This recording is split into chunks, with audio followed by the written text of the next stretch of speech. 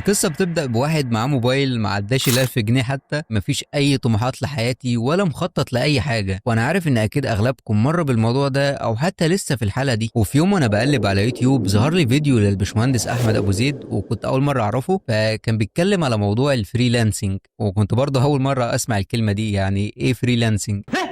مينز، ايوه يا جدع مينز، الله يخرب عقلك يا جدع. والله مينز، وانا اقول يا رب ده انجليزي دي يا مرسي.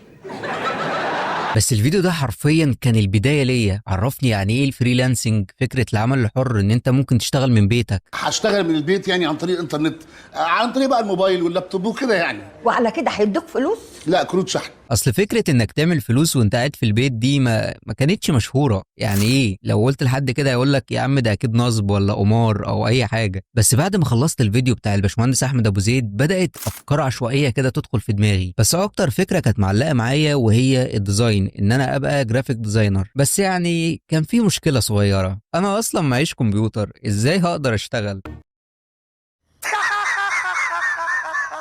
ما اكدبش عليكم، بعد كام يوم كده الحماس قل جدا ونسيت الموضوع اصلا، لحد ما في يوم ظهر لي فيديو على يوتيوب ازاي تعمل ثامنيل، اللي هي الصوره المصغره اللي هي برضه في مجال الجرافيك ديزايننج، وكل ده على الموبايل فقط. ده بجد. بس يعني واجهتني مشكله صغيره تانية، وهي اني مش فاهم اي